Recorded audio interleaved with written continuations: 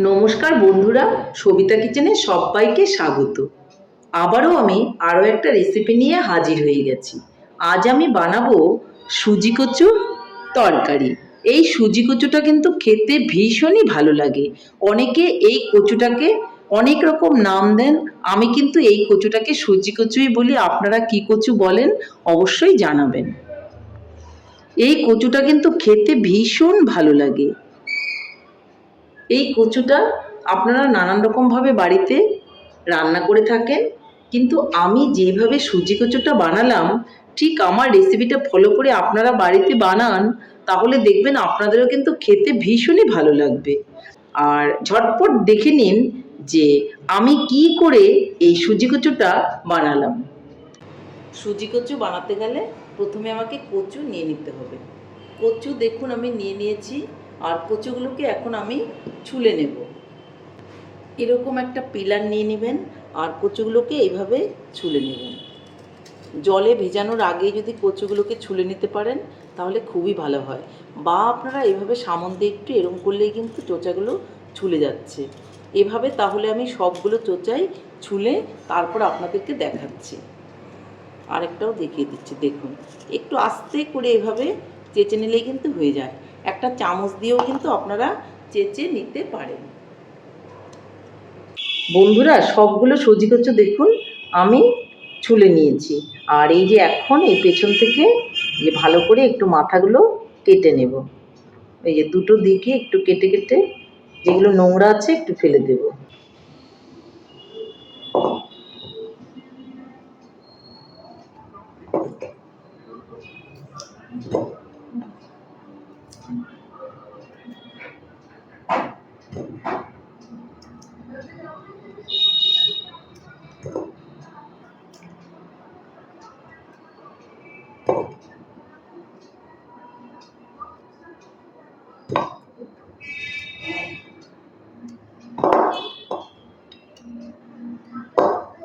দেখুন বন্ধুরা, সবগুলো কিন্তু আমি দুটো সাইড যে একটু বোটার মতো ছিল বা নোংরা ছিল সেগুলো কেটে কেটে ফেলে দিয়েছি।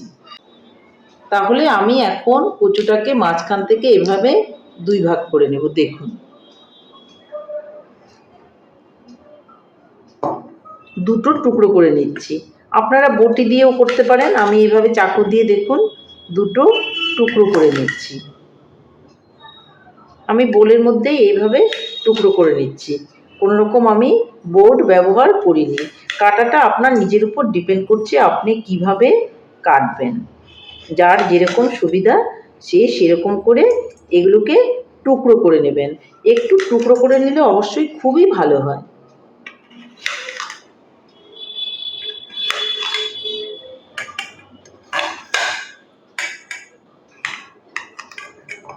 দেখুন বন্ধুরা, আমি সবগুলোই কিন্তু সুজি কচু টুকরো করে নিয়েছি। আমি এগুলোকে সুজি কচু বলি, আপনারা কে কী কচু নামে বলেন অবশ্যই জানাবেন। এখন আমি এগুলোকে ভালো করে ধুয়ে একটুখানি ভাপিয়ে নেব, তারপর আপনাদের দেখাচ্ছি। দেখুন বন্ধুরা, এই সুজি কচুগুলোকে আমি ভাপিয়ে নিয়ে একদম ছেঁকে নিয়েছি। আর আমি নিয়ে নিয়েছি কাঁচা লঙ্কা আর রসুন।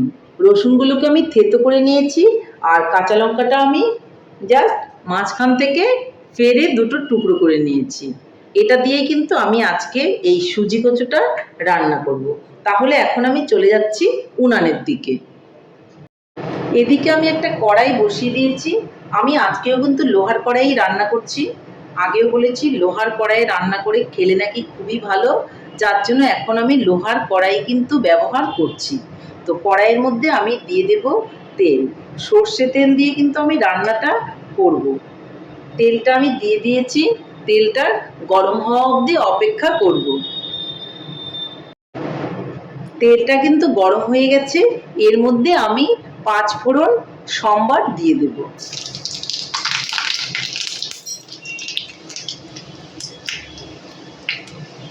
তারপর আমি এর মধ্যে দিয়ে দিব অল্প করে লবণ।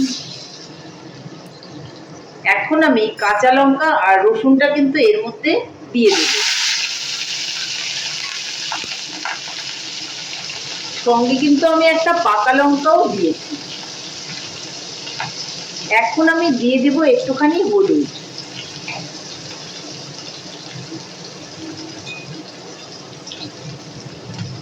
ভালো করে একটু নেড়ে চেড়ে নেব। রসুন আর কাঁচা লঙ্কাটা সুন্দর একটা গন্ধ বেরোলে এর মধ্যে আমি কচুগুলো দিয়ে দিব, যেগুলো আমি ভাপিয়ে রেখেছিলাম। ভালো করে নেড়ে চেড়ে নেব। এখন কচুগুলোকে আমি একটু সুন্দর করে ভেজে নেব।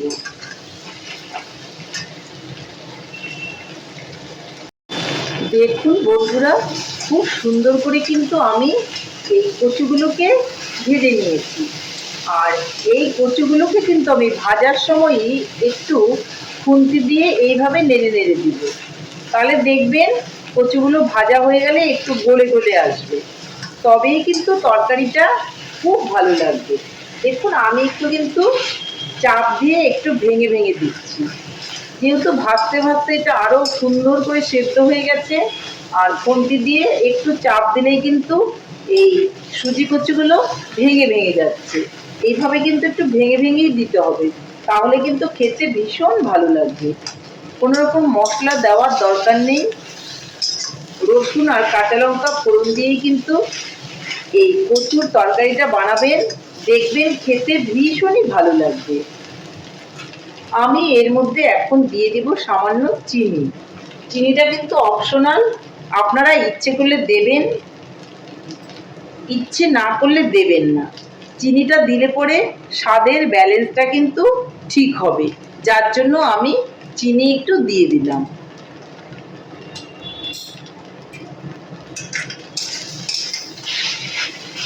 এখন আমি অল্প করে জল এখানে দিয়ে দেব। অবশ্যই কিন্তু গরম জল ব্যবহার করতে হবে।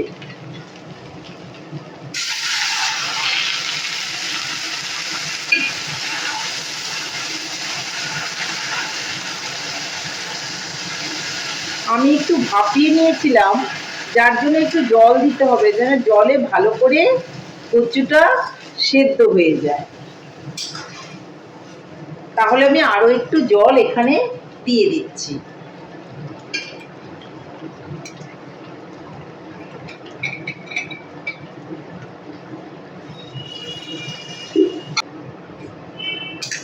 একটু ভালো করে জলটা দেওয়ার পর আমি কচুগুলোকে ফুটিয়ে নেব। একটু ঢাকা দিয়ে দিচ্ছি।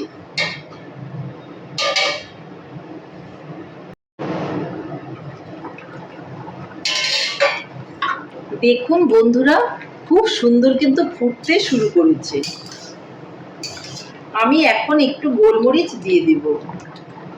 আমি সব রান্নাতেই একটু গোলমরিচ দিলে খুবই পছন্দ করি। এটা আপনাদের ইচ্ছে হলে দেবেন, নয়তো বা দেবেন না।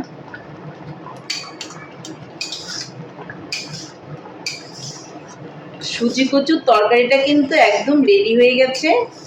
এখন একটু লবণটা দেখে নেবেন, লবণটা ঠিকঠাক মতো না হলে একটু লবণ দিয়ে দিতে হবে। সুজি কচুর তরকারিটা কিন্তু হয়ে গেছে। আপনারা ইচ্ছে করলে এর মধ্যে একটু ধনেপাতা দিতে পারেন। আমার কাছে ধনেপাতা নেই, যার জন্য আজকে আমি দেব না। তাহলে এটাকে আমি এখন নামিয়ে নিচ্ছি,